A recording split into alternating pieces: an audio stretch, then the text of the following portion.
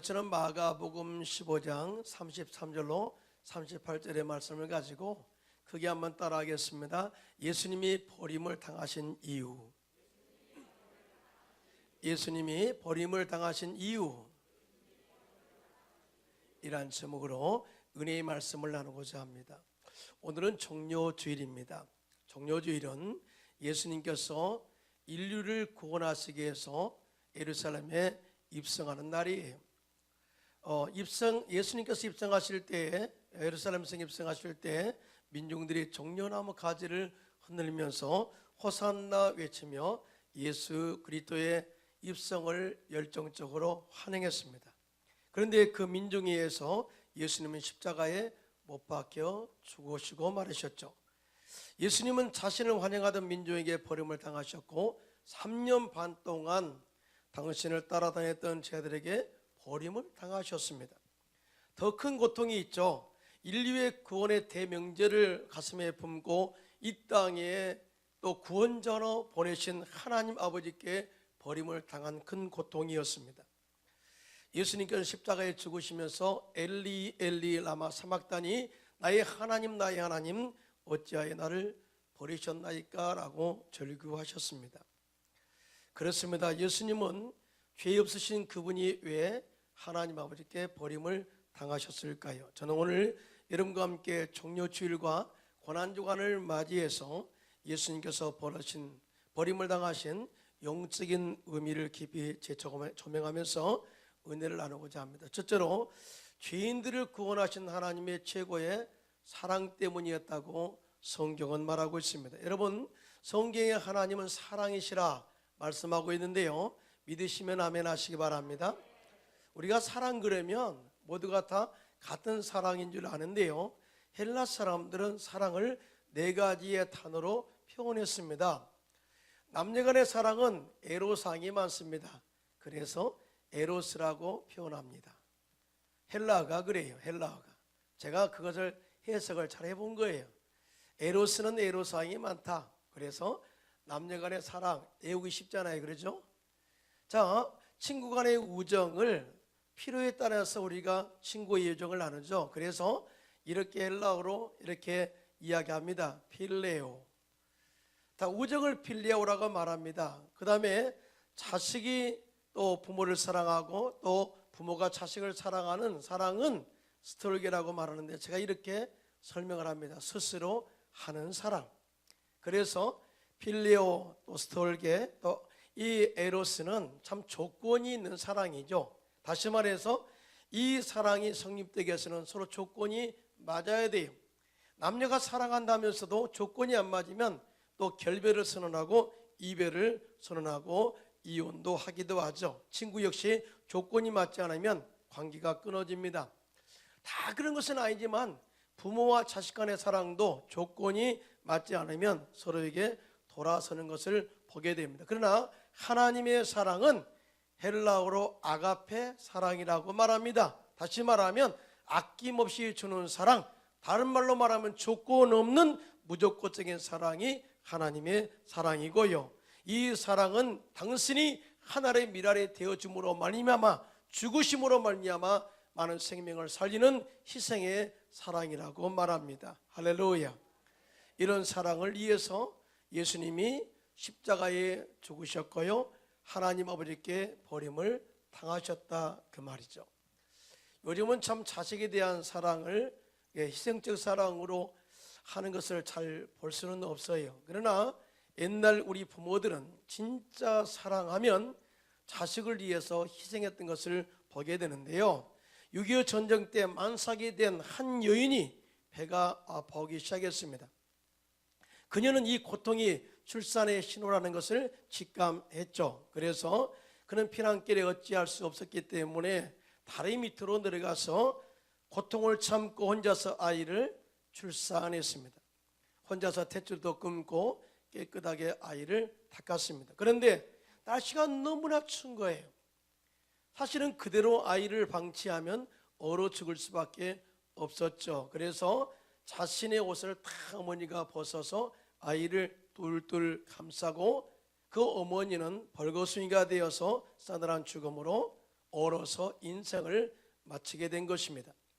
그때 미군이 행군하다가 아이의 울음소리를 듣고 다리 밑으로 내려가서 아이를 발견하게 되고, 그 아이를 발견한 그 군인이 입양해서 자신의 양아들로 키웠습니다.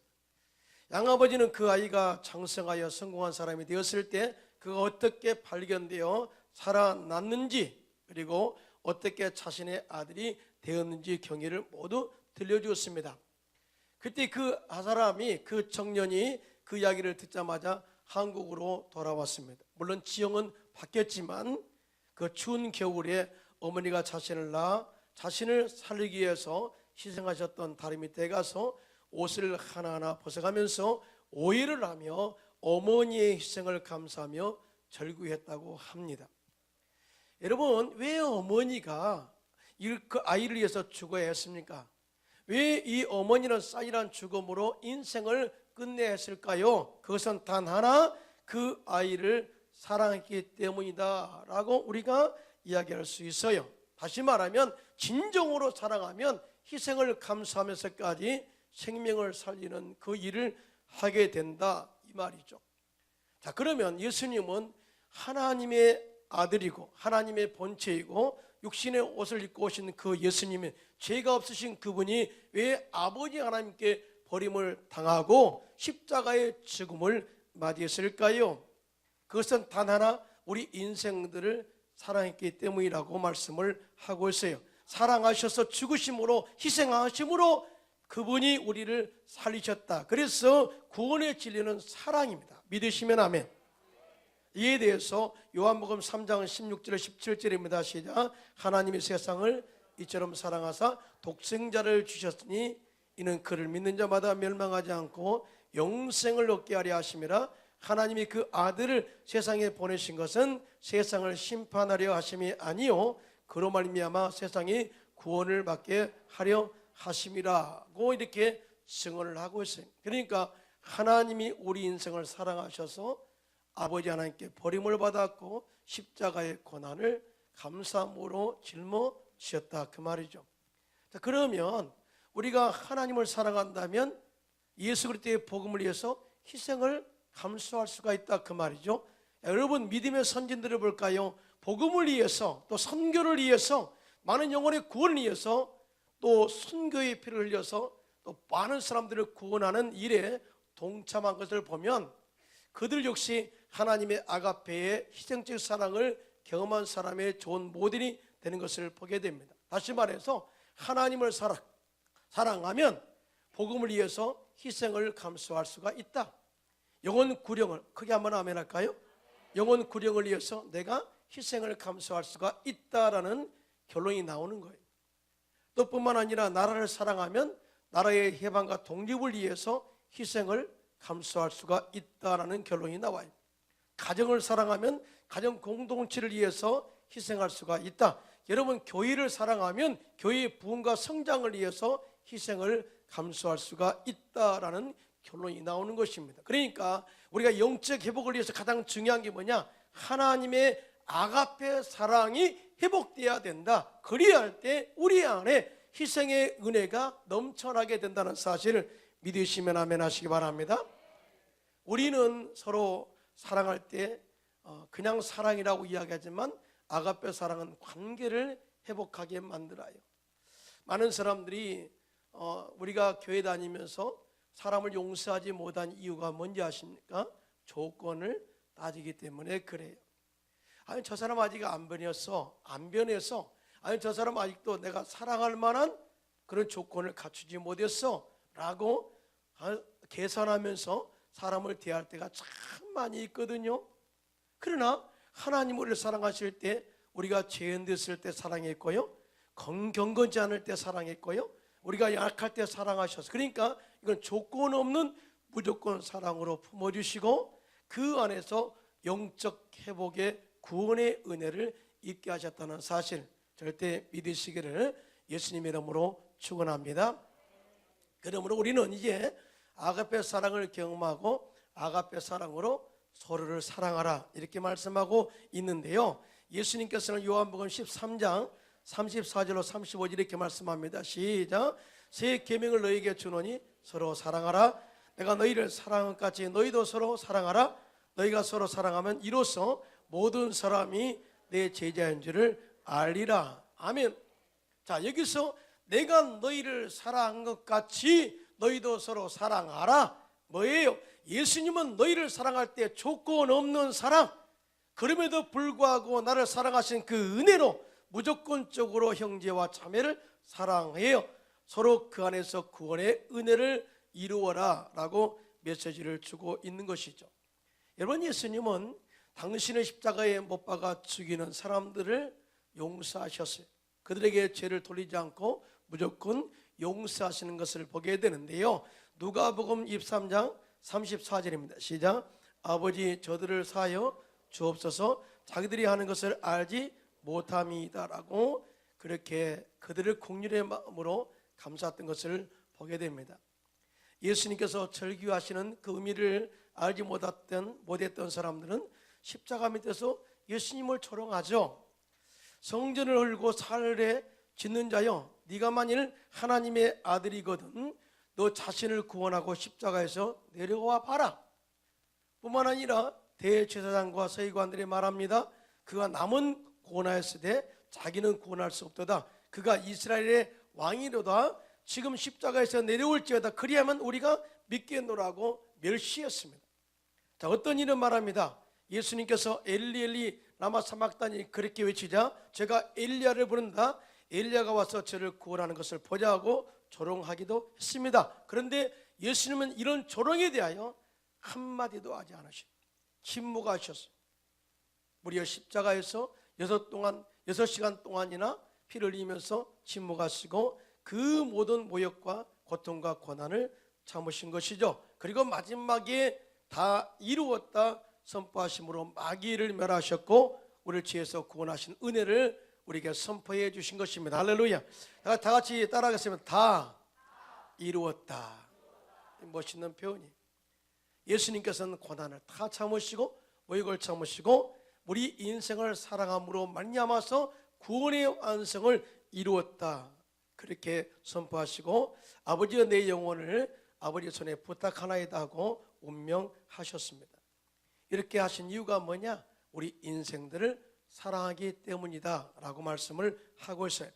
이에 대해서 로마서 5장 8절입니다. 시작. 우리가 아직 죄인 되었을 때 그리스도께서 우리를 위하여 죽으심으로 하나님께서 우리에 대한 사랑을 확증하셨느니라. 여러분, 조건 없는 사랑이 우리를 구원하신 것이죠. 또한 에베소서 2장 4절 5절입니다. 시작. 긍휼에 풍성하신 하나님이 우리를 사랑하신 그 큰 사랑을 인하여 허물로 죽은 우리를 그리스도와 함께 살리셨고 너희는 은혜로 구원을 받은 것이라고 말씀하셨습니다. 이번 종료주의를 맞이하고 고난주간을 맞이해서 우리가 예수님의 사랑, 아가페 사랑을 다시 한번 회복하셔서 이 조건 없는 사랑을 가정 가운데 섬기시기를 바라고요. 또 교회에서 섬기시기를 바라고요. 또 사회 속에서 섬겨서 많은 영혼들을 주께로 인도하는 축복의 통로가 됐으기를 예수님의 이름으로 축원합니다. 두 번째, 예수님께서 하나님 아버지께 버림을 당하신 이유, 상처난 인간의 영혼 육을 치유하기 위해서 그렇게 버림을 당하셨어요. 여러분, 사람이 많이 가져도 영혼의 상처가 치유되지 않으면 그 사람은 절대 행복할 수 없어요.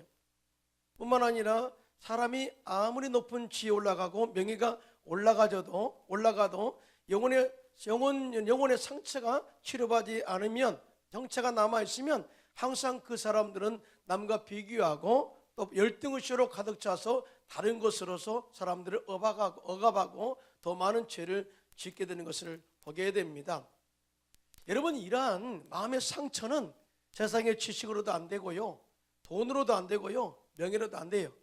그래서 이 영혼의 갈증으로 인해서 상처난 영혼들, 죄로 말미암아서 상처난 영혼들, 저주로 말미암아서 상처난 영혼들을 치료하시기 위해서 영원한 치료를 위해서 예수님의 친히 이 땅에 오셔서 십자가에서 죽으심으로, 채찍에 맞으심으로 우리의 모든 영혼 육의 상처를 치료해 주셨습니다. 믿으시면 아멘. 이에 대해서 이사야 선지자는 이사야서 53장 5절에 이렇게 말씀합니다. 시작. 그가 찔림은 우리 허물 때문이요 그가 상함은 우리의 죄악 때문이라. 그가 징계를 받음으로 우리는 평화를 누리고 그가 채찍에 맞음으로 우리는 나음을 받았도다. 아멘. 우리는 십자가 목걸이를 하고 다닙니다. 우리는 십자가는 은혜의 상징이라고 이야기하고 또 구원의 상징이죠. 또 어떻게 보면 치유의 상징이고 축복의 상징이기도 합니다. 그런데 원래 십자가는 사형틀이었어요. 이 십자가형은 가장 잔인하고도 소름 끼치는 사형 방법으로서 십자가 사형은 본래 페르시아의 사형 제도인데 카르타고인들이 이어받았고 이 제도를 다시 로마인들이 배워서 사용한 것입니다. 자, 형을 집행하는 재판관이 이 죄인을 십자가형으로 처형한다 이렇게 유죄를 선고하면 곧바로 집행관들이 죄인의 옷을 벗기고 잔인하게 채찍질을 하게 됩니다. 그런데 그 채찍 가죽 끝에는 뾰족한 뼈조각이나 날카로운 납조각 등이 촘촘히 박혀 있어서 옷이 벗겨진 채로 그 등허리를 후려치게 되면 살찜이 뚝뚝뚝 떨어지게 되고 그 고통 때문에 그만 까무러쳐 의식을 잃고 실천하거나 거의 초죽음 상태에 이르게 된다고 해요. 여러분 여러분 The Passion of Christ를 보셨을 거예요. 그때 예수님이 로마 군병에 채찍을 맞을 때 그 고통이 너무나 고통스러워서 부르르 떨었던 그런 모습, 진짜 리얼한 그런 이 고통의 모습의 연기였는데요. 사실은 그렇게 십자가에 처형당하고 또 채찍을 맞을 때 고통이 그 정도로 고통스럽다는 거죠. 그런데 죄 없으신 예수님께서 왜 이런 채찍의 고통을 당하셨을까요? 왜 가시면류관을 쓰셨을까요? 왜 양발과 양손에는 대못이 박혔을까요? 그 이유는 단 하나, 우리 상처난 영혼육을 치료하시기 위해서 그렇게 하나님께 버림을 당하셨다고 이야기를 하고 있어요.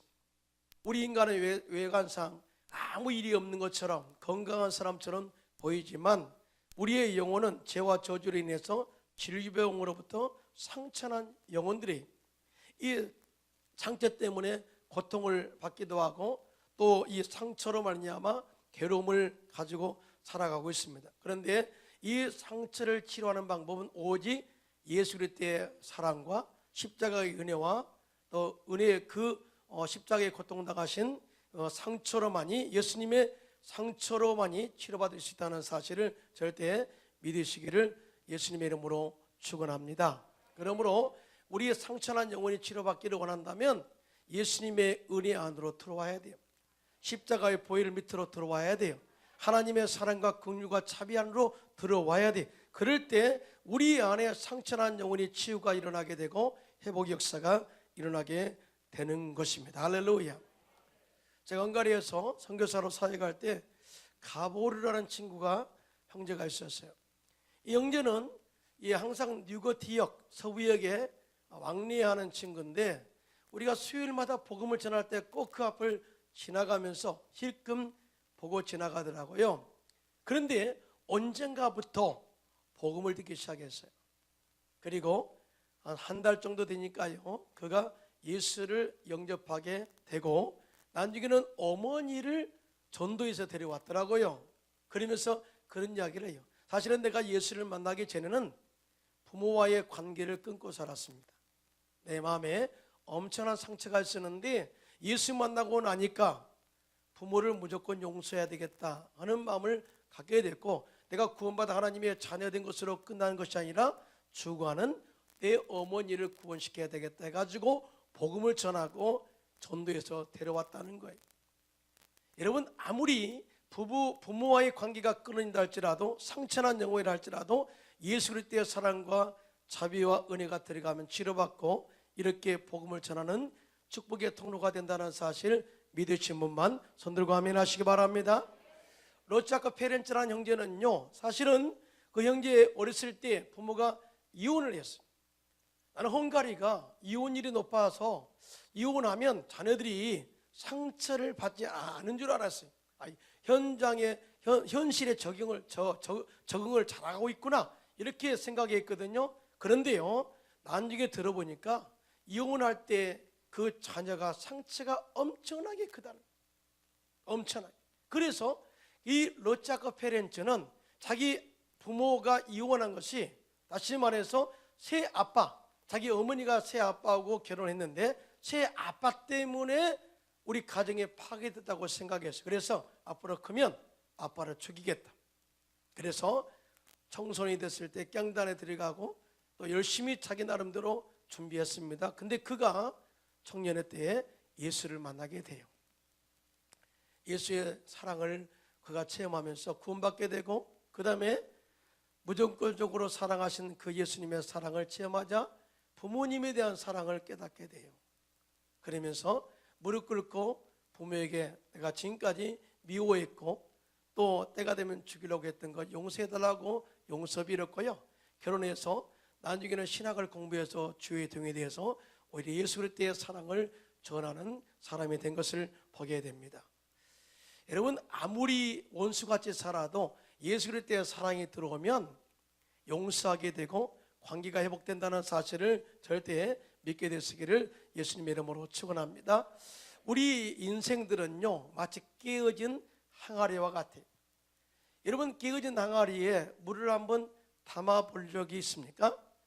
깨어진 항아리에 물을 보면 그 탐 사이로 물이 계속 빠져나가죠. 아무리 채우고도 물은 다 흘러가 버리고 다 탕생 빈 항아리가 될 수밖에 없어요. 자, 그러면 이 깨어진 항아리를 물을 채울 수 있는 방법은 딱 한 가지입니다. 흐르는 강물에 그 깨진 항아리를 던지는 거예요. 그러면 그 흐르는 강물에 깨진 항아리가 들어가게 되면 그 틈 사이로 물이 들어오게 되고 가득 채워져서 결국은 그 항아리에 가득 물이 채워지는 것이죠. 역시 우리 인간도 마찬가지입니다. 죄와 저주로 말미암아서 깨어진 상처난 우리 항아리, 진흙으로 만들어진 우리 항아리들 말이죠, 절대 다른 것으로 치료받을 수 없어요. 여러분, 예수님께서 십자가에 쓰신 보혈의 강물에 여러분들을 던지시기를 예수님의 이름으로 축원합니다. 그러면 십자가의 사랑이 깨어진 부분을 다 치료와서 다시 원상으로 회복시켜 주시고 또 하나님의 은혜로 회복시켜 주시고 하나님의 긍휼과 자비를 회복시켜서 우리가 필요한 모든 것들을 준비된 항아리에 채울 수가 있고 건강도 채울 수가 있고 내게 풍성하신 하나님의 은혜를 다른 사람과 나눌 수 있는 그런 영적인 여유가 생기는 것입니다. 할렐루야. 그러니까 예수님의 십자가 사건, 예수님께서 하나님께 버림받은 그 이유는 하나님이 우리의 상처난 영혼을 치유하시고 회복시키셔서 더 많은 사람들에게 선한 영향력을 미치기 위함이라 이렇게 말씀한 것인데요, 이 말씀에 대해서 시편 103편 3절 5절입니다. 시작. 그가 내 모든 죄악을 사하시며 내 모든 병을 고치시며 내 생명을 파멸해서 속량하시고 인자와 긍휼로 관을 씌우시며 좋은 것으로 내 소원을 만족하게 하사 내 청춘을 독수리같이 새롭게 하시는도다. 아멘. 여러분, 예수 믿으면 우리의 영혼이 구원받아요. 할렐루야. 상처난 우리의 영혼이 치료받습니다. 그리고 하나님의 자비와 긍휼로 우리를 날마다 새롭게 하시고 우리의 영적인 독수리가 되어서 세상을 향하여 비상하는 그러한 삶을 살 수 있다는 것을 절대 믿으시고 예수 안에서 예수님의 사랑으로 회복되시기를 예수님의 이름으로 축원합니다. 세 번째, 그럼 우리는 어떻게 살아야 될까요? 우리 역시 예수님의 십자가의 일생을 실천하며 사랑하는 삶을 살아야 되는데요, 마가복음 8장 34절로 35절입니다. 다 같이 시작. 무리와 제 아들을 불러 이르시되 누구든지 나를 따르라고 그러거든 자기를 부인하고 자기 십자가를 지고 나를 따를 것이니라. 누구든지 자기의 목숨을 구원하고자 하면 잃을 것이요 누구든지 나와 복음을 위하여 자기 목숨을 잃으면 구원하리라고 이렇게 말씀을 하고 있어요. 이 말씀은 이제 예수님께서 십자가의 희생을 통해서 온 인류를 구원한 것처럼 우리를 구원한 것처럼 이제 여러분들이 저와 여러분이 나가서 십자가의 사랑과 은혜를 선포함으로 많은 영혼들을 구원한 일에 앞장서 나가야 된다라고 하는 메시지를 우리에게 주고 있어요. 지상명령을 수행해라, 그 말이죠. 여러분, 화학 박사님이 일생 동안 처녀의 몸으로 복음을 전하며 살았던 미어제 박사님이 계시는데요, 이분은 학생들을 영적으로 깨우는 운동을 위해서 학생들의 영적 훈련을 위해서 기도원을 세워서 복음을 전했습니다. 그 기도원 운동을 통해서 수많은 학생들이 예수님을 만나게 되고 예수 그리스도의 복음을 전파하는 세계적인 리더로서 쓰임받는 사람들이 많이 헌신하게 된 것을 보게 되는데요. 세계 대학생 선교회 창립자 빌 브라이트 박사도 그곳 기도원에서 믿음을 성장시켰다고 이야기하고 있고요. 얼마 전에 천국 가신 빌리그레암 목사님도 그 기도원에서 학생 때 회개했다고 간증하고 있습니다. 한 크리스천 처녀가 시집도 포기하고 학생들 영적 회복을 위해서 희생적으로 복음을 전하여 훌륭한 주의 종들이 배출되고 그들을 통해서 전 세계 영적 흐름과 부흥의 변화를 일으키게 되었다는 것을 증언한데요. 이제 이러한 일들을 우리가 감당해야 될 줄로 믿습니다. 크게 아멘 합시다. 저는 우리 교회가 참 좋은 게 선교하는 교회이기 때문에 좋아요. 여러분들이 이렇게 아멘 안 하세요? 굉장히 제가 이렇게 좀 당황했어요. 이 말하면 아멘 할 줄 알았는데 아멘 하니까 되게 당황했어요. 다시 한번, 우리 교회가 좋은 이유가 있습니다. 우리 교회는 선교하는 교회니까 좋습니다. 하나님이 선교하는 교회를 사랑하시고 또 부흥시키시고 이 사명을 감당하도록 더 은혜를 베푸신다는 사실을 믿으시면 손들고 아멘 하시기 바랍니다. 이번 여름에 단기 선교 많이 갑니다. 8개 나라, 10개 나라가 될지 모르겠습니다. 이번에 팀장들이 여러분들을 선교 갑시다 그렇게 독려할 때 기도한 이후에, 여러분 기도한 이후에 많이 억지로 마시고요, 기도한 이후에 자발적으로 많이 이렇게 지원해서 함께 선교에 동참해 주시기를 예수님의 이름으로 축원합니다. 제가 마지막 이야기를 재밌는 이야기를 하나 하려고 그래요. 어느 교회 학교에서, 우리 교회는 아니고요, 어느 교회 학교에서 선생님이 이 고난주간 종료주의를 맞이해서 어린 학생들에게 예수 그리스도의 복음에 대해서 진지하게 전했어요. 예수님은 십자가에서 우리의 죄를 위해서 죽으셨단다. 예수님은 우리의 모든 질병을 치료하시기 위해서 채찍을 맞으셨단다. 예수님께서는 데못에 맡기고 또 가시멜류관을 써서 그 피가 뚝뚝뚝 떨어졌단다. 이야기니까 바로 나를 위하여 그렇게 예수님께서 희생을 되신 것에 대하여 얼마나 감사하니. 그러니까 한 어린 학생의 은혜가 너무나 된 거예요. 그래서 눈물을 뚝뚝뚝 흘리면서 정말 그랬어요. 정말 나를 위해서 죽으셨어요. 막 그러니까 막 이 선생님도 감동이 되는 거죠. 예, 이제 은혜가 넘치는 그 순간에 한 집사님 아들이 벌떡 일어나더니, 선생님, 쟤는요 진짜 예수님께서 십자가에서 죽으신 줄 아는가 봐요. 그러더랍니다. 여러분요, 무슨 의미예요? 원래 많은 사람들이요, 이 아이를 통해서 깨닫는 게 뭐예요? 많은 사람들이 예수를 믿어도 가짜로 믿을 수 있다, 그 말이에요.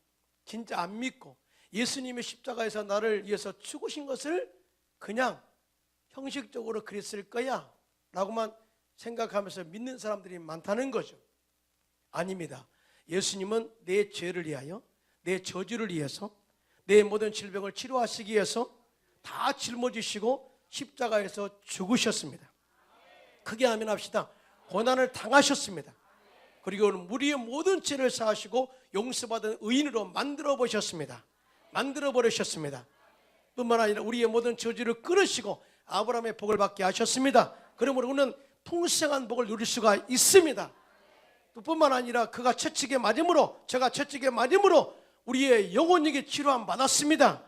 그래서 우리는 영혼이 잘된 같이 범사가 잘되고 강건한 축복을 받게 되었습니다. 확신하신 분만 손들고 아멘 하시기 바랍니다. 이것이 바로 십자가의 복음이에요. 그랬을 것이다가 아니라 그렇게 믿는 것, 그렇게 예수님께서 십자가에 죽으신 것을 믿는 것이 바로 믿음이다. 그것이 생명의 복음이다라는 것을 절대 믿으시기를 예수님의 이름으로 축원합니다. 종료주일입니다. 이번 주가 고난주가 아닙니다.